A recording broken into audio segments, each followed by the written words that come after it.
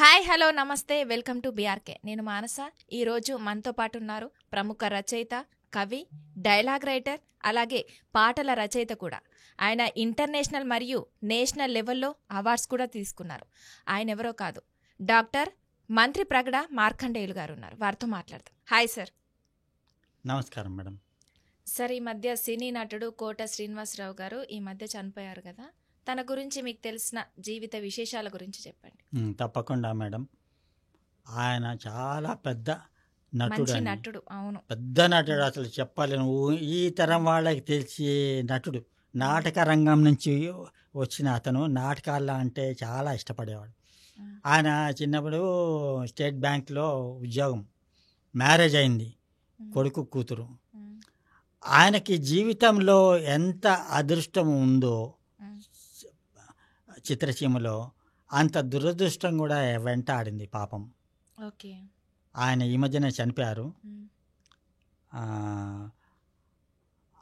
ఆయన నటించిన సినిమాలు చెప్పలేనవన్నీ హిట్ సినిమాలు, చెప్పలే, సూపర్ హిట్. ఆయన కాంబినేషను, బాబు మోహన్ గారి కాంబినేషన్ చూస్తే ఎగబడి చూసేవాళ్ళు తెలుగు ప్రజలు. చూడని సినిమా లేదు. దాంట్లో అహనా పెళ్ళంట, ఓహో అబ్బో ఎంత అద్భుతం అంటే అంత. హండ్రెడ్స్ ఆఫ్ మూవీస్లో యాక్ట్ చేశారు ఆయన. హండ్రెడ్స్ చెప్పలేను, చాలా ఉన్నాయి. ఆయన మొన్న 13వ తారీఖు జూలై 2024 నాడు మరణించారు. సడన్గా మరణించారు తెల్లవారుజామున. ఆరోగ్యం బాగానే ఉంది, సడన్గా. మరి ఏజ్ ఫ్యాక్టర్ 77 సంవత్సరాలు ఆయనకి. 77 సంవత్సరాలు. Character artist. ఆయన వేయని పోషన్ లేదు. హాస్యం చేశాడు, రుద్రం చేశాడు, కోపం చేశాడు, విలన్ చేశాడు, క్యారెక్టర్ చేశాడు, రాజకీయ నాయకుడిలా చేశారు. ఆయన ఈక్వల్గా ఎవరితోనూ ఉండేవాళ్ళంటే ఎస్వి రంగారావు గారు, కైకాల సత్యనారాయణ గారు, అట్లాగే రావు గోపాలరావు గారు. ఆ లెవెల్లో ఉంటారు ఆయన, ఆ లెవెల్లో ఇముడుతారు. అంత ఈక్వల్, అంత ఎక్సలెంట్. ఆయన సినిమా చిత్రసీమలో కాలు పెట్టి పైకి వచ్చే సమయంలో ఉద్యోగం మానేశారు. ఆయన దురదృష్టం ఏంటంటే ఇంకోటి, ఆయన ఎదిగిన కొడుకు ఉన్నాడు పాపం, ఆయన చనిపోయాడు మోటార్ సైకిల్ యాక్సిడెంట్లో, హెల్మెట్ లేక. అది ఎక్కడ, అట్టాపూర్ పోలీస్ అకాడమీ ఉంది, అక్కడ పెద్ద డీప్ కర్వ్ ఉంది, అక్కడే ఎక్కువ యాక్సిడెంట్ అవుతుంటాయి. వస్తున్నాడు, హెల్మెట్ పెట్టుకోలేదు, పొరపాటున వస్తూ స్కిడ్ అయిందో ఏమైందో యాక్సిడెంట్ అయి చనిపోయాడని.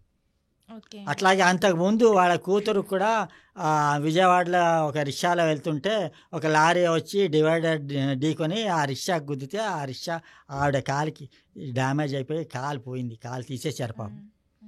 అది చాలా దురదృష్టకరం. అలాంటి సంఘటనలు జరగకూడదు. ఎందుకంటే ఎన్ని లక్షల కోట్లు సంపాదించినా అది వేరే విషయం.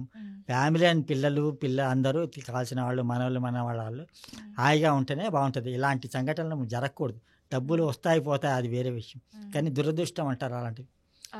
ఆయన సినిమాలు ఎలాంటి అంటే అహనా పెళ్ళంట, ఎక్సలెంట్ మూవీ, అది హిట్, ఇప్పటికి కూడా చూస్తూనే ఉంటారు. ప్రతిఘటన, గణేష్, గాయం, మణి, మామగారు, హలో బ్రదర్, ఇంట్లో ఇల్లాలు, వంటిట్లో ప్రియురాలు, ఆడవారి మాటలకు అర్థాలే వేరు, పెళ్ళైన కొత్తలో, బొమ్మరిల్లు, గబ్బర్ సింగ్, ఇంకా చాలా చాలా ఉన్నాయి. అన్ని సినిమాలు అమోఘం అండి. దాంట్లో బాబు మోహన్ గారి కాంబినేషన్ అంటే ఇంకా చెప్పక్కలే, అది హిట్ కిందే లెక్క. ఆ హిట్ లెక్కలో హిట్. సినిమా చూడకుండా ఇద్దరు ఉన్నారంటే హిట్ అట్లా. అది వాళ్ళ ఆయన. ఇంకోటి, తెలంగాణ భాషలో పర్ఫెక్ట్ మాట్లాడేవాడు, తెలంగాణ మాండలిక భాషలో సూపర్, క్వశ్చన్ లేదు. ప్రాక్టీస్ చేశారు. తమిళ్, మలయాళం, కన్నడలో కూడా నటించారు ఆయన చాలా. ఆయన 1947లో పుట్టారు, అంటే 76 సంవత్సరాలు, ఇప్పుడు 77. నాటకాలంటే ఎంత ఇష్టం అంటే ఆయన ఎందుకంటే పాత తరం వాళ్ళ యాక్టర్స్లు నాటకాల్లో ఇమిడిపోయేవాళ్ళు. అప్పట్లో నాటకాలే ఉండేవి, ఎంటర్టైన్మెంట్. ఈ రోజుల్లో ఎంటర్టైన్మెంట్ టీవీలు, వేరేవి యూట్యూబ్లు ఏం లేవు, సినిమాలు వేరేవి ఏం లేవు. ఆ రోజుల్లో రెండే, నాటకాలు ఆడడం లేదా పేకాటాలు ఆడుకోవడం, అంతే, రెండే ఆ రోజుల్లో. అదే యావిగేషన్. ఆ రోజుల్లో ఈ టీవీలు కూడా ఉండేవి కాదు, రేడియో కూడా ఉండేది కాదు, చిన్న ట్రాన్సిస్టర్ ఉండేది. అది కూడా ఎవరి దగ్గర ఇంట్లో ఉంటే ఉంటుంది, లేకపోతే లేదు, అది కూడా లేదు. ఎక్కడో తయారు చేసేవాళ్ళు ఎక్కడ అమ్ముతారో కూడా తెలియదు చాలామంది. అలాంటి రోజులు. ఓకే, దాని కోట తర్వాత శ్రీనివాసరావుకి సంబంధించి ఏదైనా డైలాగ్ చెప్పగలరా? డైలాగ్ రాయలేదు, కానీ చాలా ఉన్నాయి. ఆయన మనం ఇప్పుడు ఆయన చెప్పాలంటే అది ఎన్సైక్లోపీడియా. ఆయన గురించి డైలాగులు చెప్పడం మొదలు పెడితే ఆ స్వింగ్ వచ్చిందంటే ఎన్సైక్లోపీడియా. అది తర్వాత నెక్స్ట్ ఇష్యూలో డైలాగులతో చెప్దాం. ఓకే. తర్వాత అవకాశాలు రాను రాను ఎట్లా ఉందంటే అవకాశాలు తగ్గిపోయాయి. ఎందుకంటే వయసు పెరిగిన కొద్దీ అవకాశాలు తగ్గిపోతాయి. కొత్త తరం వస్తుంది కదండి, అవును. ఆమె యువతరం వస్తుంది. యువతరం సైకాలజీ వేరే, పెద్దవాళ్ళ సైకాలజీ వేరే. అవును. అది వాళ్ళకి తగ్గట్టు క్యారెక్టర్స్ ఉండాలి, లేదా క్రియేట్ చేయాలి, లేదా డైలాగ్స్ అట్లా క్రియేట్ చేయాలి. మరి అలాంటి డైలాగ్స్ ఇప్పుడు తరం వచ్చే సినిమాలలో లేవు. కాబట్టి అవకాశాలు పెద్దవాళ్ళకి, ఇంత ఎక్స్పీరియన్స్ ఉన్న వాళ్ళకి చాలా చాలా తగ్గిపోతున్నాయి. అందుకనే చాలా యాక్టర్స్ కూడా లేవు, సినిమాలు తక్కువ. సబ్జెక్టు ఒకళ్ళు కొద్ది మందికే వాళ్ళ గురించి రాస్తే, పాపులారిటీ ఉన్న వాళ్ళకి నుంచే డైలాగులు కథలు రాస్తున్నారు. ఇంకొన్ని సినిమాలు ఆయన చేశారంటే రేపటి పౌరులు, బాబాయ్ Abbayi, Suryavamsam, Subhavartha, Sri Kanakamahalakshmi recording dance group, Yamudiki Mogudu, Khaidi 786 అలాంటి టైటిల్స్. ఆయన నటించిన సినిమా నటించినవే అవి. మీకు ఇష్టమైన సినిమా ఏంటి సార్? నాకు నా పెళ్ళంట ఇష్టం. అప్పుడు చాలా ఉన్నాయి, నా పెళ్ళంటలో పిసినారు వేషం వేశాడు, బ్రహ్మానందం యాక్ట్ చేశాడు. ఆయన పోర్షన్ చూసే నవ్వి చచ్చిపోవాలంతే ఆ సినిమాలో. ఇప్పటికి కూడా మీరు ఒకసారి ఎవరైనా చూడకుండా వాళ్ళు చూడండి, ఎంత ఎంటర్టైన్మెంట్ ఉంటుంది, నవ్వు ఉంటుంది. అది జంజాల గారు డైరెక్షన్, అంత బ్రహ్మాండం అది. దాంతో ఇంకా ఆ సినిమాలో హిట్ అయిపోతే మన కోట శ్రీనివాసరావుకి వరుసగా సినిమాలు వచ్చాయి నాన్ స్టాప్. ఆయనకి టైం సరిపోలే, రోజుకి 3 షిఫ్ట్లు చేసినా కూడా టైం సరిపోలే. అంత రేజింగ్ అనమాట. మళ్ళీ ఆ రేజింగ్ అయిన తర్వాత డమాల్ మన కింద పడిపోయింది.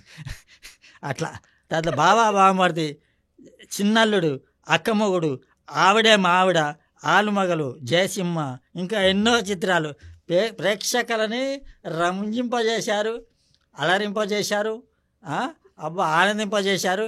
అది జనాలు టికెట్లు కొన్ని చూస్తే జనాలకి ఎట్లా టికెట్ డబ్బులు వేస్ట్ అయ్యాయని ఎప్పుడు అనుకోలే, ఎవరు అనుకోలేదు. ఎంజాయ్ అని మళ్ళీ ఇమ్మీడియట్ నెక్స్ట్ షో చూసేవాళ్ళం. అట్లా చూసేవాళ్ళం. అంత పాపం ఆయన ఏజ్ వైజు మనం ఇప్పుడు దేవుడు రాస్తారు కదండి, ఏజ్ వైజ్ మనం ఏం చేయలేము, ఎవరు కూడా ఏం చేయలేరు. ఎవరికి రాసింది ఎంత ప్రాప్తం ఉంటే అంత ప్రాప్తం ఉంటుంది. ఆయన ఉన్న దాంట్లో సంతృప్తిగా ఇల్లు కట్టుకున్నాడు, హ్యాపీగా ఉన్నాడు. కానీ దురదృష్టం ఏంటంటే వాళ్ళ కొడుకుని పోగొట్టుకున్నాడు, వాళ్ళ కూతురు కాలిపోయింది. అది చాలా చెప్పరాని బాధ. అది జీవితాంతం బ్రతుకున్నంతకాలం బాధపడ్డాడు ఆయన. Okay, thank you. కాబట్టి మరొక వీడియోలో ఇంకొకసారి కలుద్దాం. నాకు ఈ అవకాశం ఇచ్చిన బీఆర్కే న్యూస్ ఛానల్ వాళ్ళకి కృతజ్ఞతలు. Thank you very much. Okay, thank you so much sir.